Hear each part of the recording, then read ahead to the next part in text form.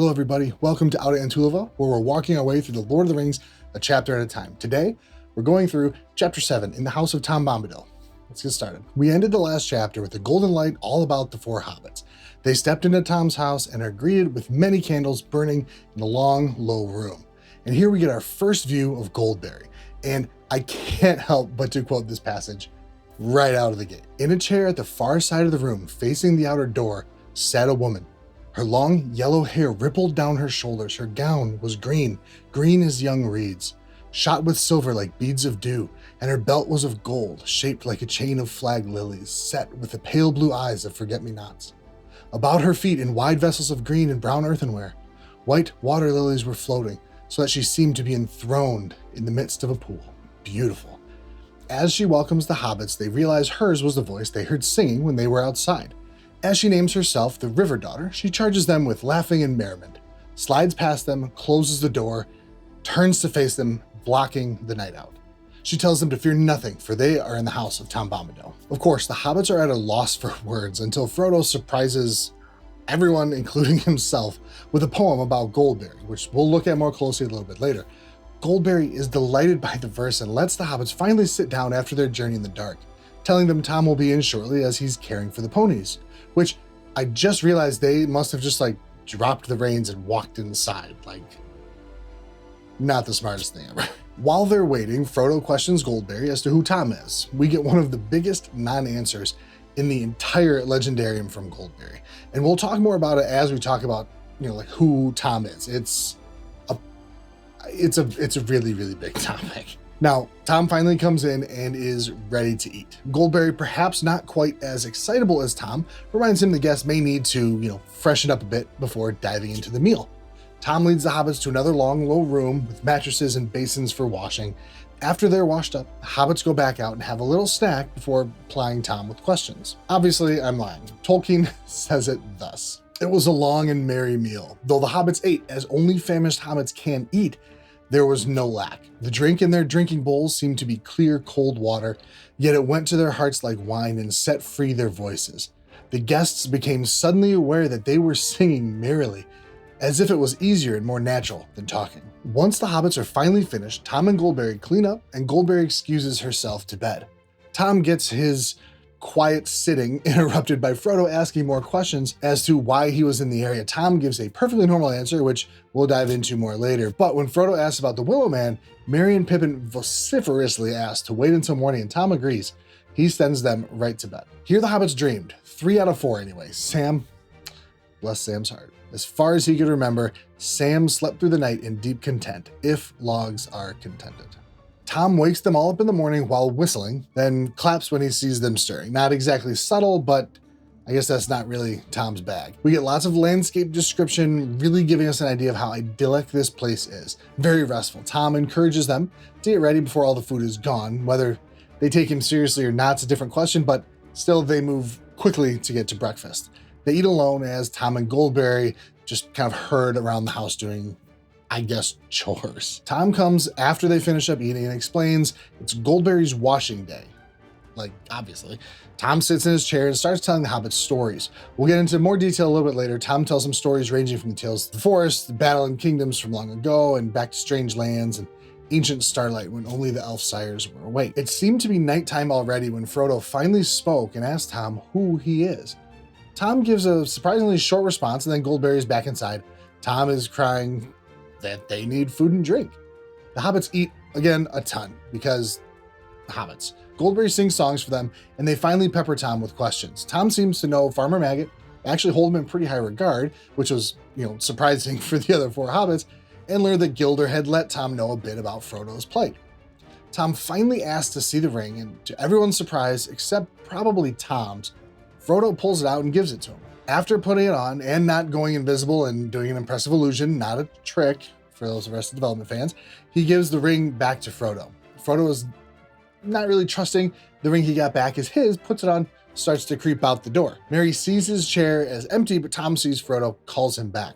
Obviously, he can see Frodo when no one else can. With Frodo seated and the hobbits paying attention again, Tom gives them advice on their continuing journey to get to Bree from his house. Of course, there are creepy barrows in the way, so Tom gives them Little rhyme to sing if they happen to get in trouble from the creepy barrows. Ho Tom Bombadillo, by water, wood, and hill, by the reed and willow, by fire, sun, and moon, hearken now and hear us. Come, Tom Bombadil, for our need is near us. And they go to bed. Over the chapter, easy peasy. So it's not even that long of a chapter, but there's just so much to talk about. So let's start with the poem. Nailed it. Little run up right before the poem as well. Fair Lady Goldberry, he, being Frodo, said again.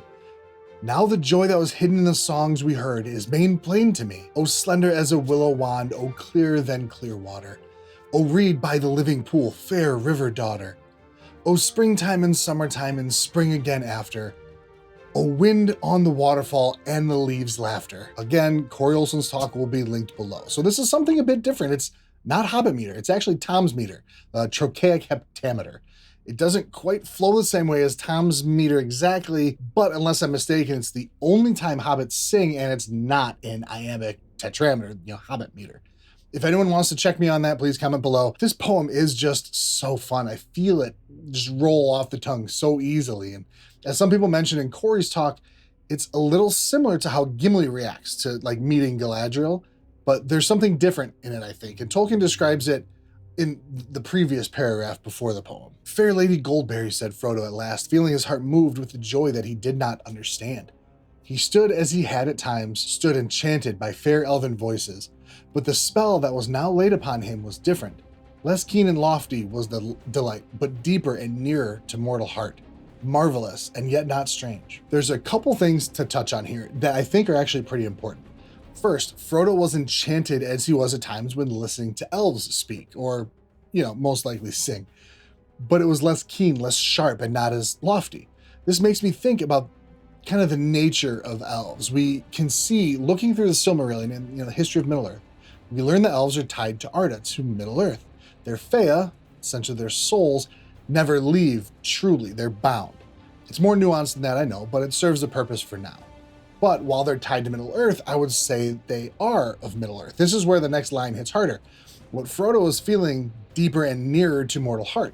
I think mortals probably rely more on the earth than the elves do, spiritually speaking.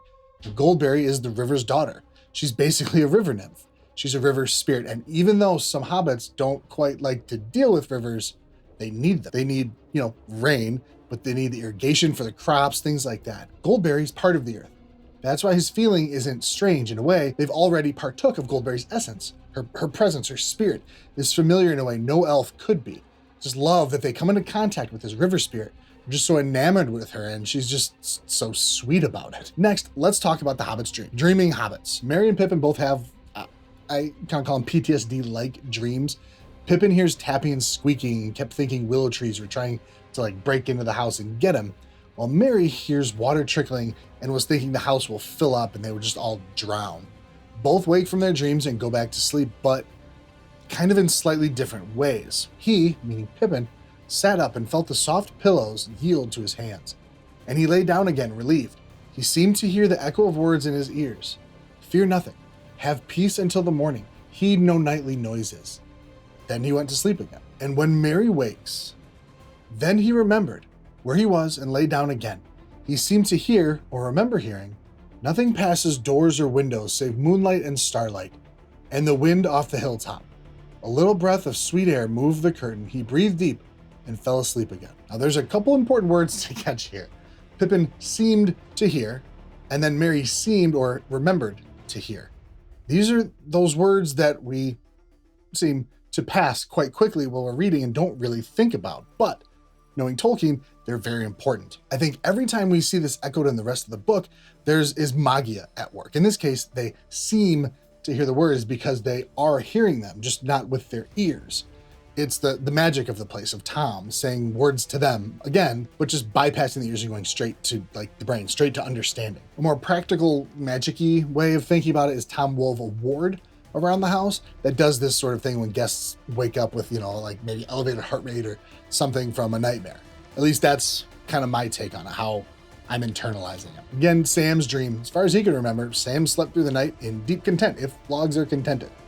Basically, reason I love Sam number 97. Just awesome. Now, on to Frodo's dream. This is a long paragraph, but I think it is good to really fully go through. In the dead night, Frodo lay in a dream without light. Then he saw the young moon rising. Under its thin light there loomed before him a black wall of rock, pierced by a dark arch like a great gate. It seemed to Frodo that he was lifted up. Passed over, he saw that the rock wall was a circle of hills, that within it was a plain, and in the midst of the plain stood a pinnacle of stone like a vast tower, but not made by hands. On its top stood the figure of a man. The moon, as it rose, seemed to hang for a moment above his head and glistened in his white hair as the wind stirred up. Up from the dark plain came the crying of fell voices and the howling of many wolves. Suddenly a shadow like the shape of great wings passed over the moon. The figure lifted his arms and a light flashed from the staff that he wielded. A mighty eagle swept down and bore him away. The voices wailed and the wolves yammered. There was a noise like a strong wind blowing, and on it was borne the sound of hoofs, galloping, galloping, galloping from the east. Black riders, thought Frodo as he wakened, with the sound of the hoofs still echoing in his mind. He wondered if he ever again have the courage to leave the safety of these stone walls. He lay motionless, still listening, but all was now silent, and at last he turned and fell asleep again, or wandered into some other unremembered dream. Okay, so what are we seeing? Frodo is seeing Isengard in the Tower of Orthanc. Gandalf on top of the tower below. Frodo's hearing basically what Isengard has become. Home to wolves and fell voices, presumably orcs. He sees Gandalf rescued by the great eagle Gwaihir. Obviously, the wolves and the orcs are angry because evil things be angry. Then there's a strong wind blowing and the hoofs galloping from the east. Of course, Frodo assumes they're black riders coming to get him. But is he interpreting this dream correctly? Let's think about it. What does Frodo know about the Black Riders? Not much about their nature, but he should know roughly where they are. They're probably behind him or to the west. Nor does he know there are 9 of them yet. So the fact that they only saw 1 or 2 shouldn't really make him think, oh, there's a bunch more Black Riders coming. And if we look at the Tale of Years in Appendix B, we see this chronology. On September 18th, Gandalf escapes Orthanc. On the 23rd, Gandalf starts riding Shadowfax to the Shire from Rohan. The hobbits have their first night at Tom's on September 26th, and Gandalf doesn't even cross the Grey Flood quite a ways away to the east until the second night at Tom's on the 27th. Now at this point, we don't know exactly where all the Black Riders are, but even if we assume a couple of them are, let's say, at Bree, which is east of Tom's house, northeast of Tom's house, they're most likely basically doing a stakeout. Same with the 3 Black Riders in Buckland. They were basically on stakeout until the 30th when they raided the house at Crickhollow. The important part is the only person here who's actually riding a horse at that time that Frodo was dreaming was Gandalf. And he was coming from pretty far to the east, at least compared to the Shire. Not to mention, when Frodo goes back to sleep, what do you notice? Everything was quiet and then he fell asleep. He didn't seem to hear or remember any words of Tom's or Goldberry's. Tom's ward wasn't triggered by this supposed nightmare. He just goes back to sleep. It's because it wasn't a nightmare, at least not the way Pippin and Merry's dreams were. So here's really what I think. I think the hoofs he hears galloping is Shadowfax, with Gandalf riding hard to come and help Frodo. This dream was kind of a prophetic dream from Eru Ilúvatar to Frodo to help calm him and let him know that Gandalf was coming. Eru was trying to provide comfort and peace for Frodo, so Frodo didn't need Tom's Magia to help him go back to sleep. But he misinterpreted it. And this is why I love doing these videos. I get to parse information I've gotten from kind of different places, take a beat, piece them together in my head, and really like kind of figure out what it means, or at least what I think it means. This is freaking awesome. This is so fun. But I have so much to go over, so let's wrap the video up for today. We'll be back next week. Pretty much everything I have to say about Tom and Frodo's interactions and how Tom's reaction or non-reaction to the ring fits into everything. Thank you so much for watching this week's video. Don't forget to like and subscribe. Please let me know in the comments below what you think about my interpretation of Frodo's dream, compared to Merry and Pippin's. And until next time, out in Tulva, day shall come again.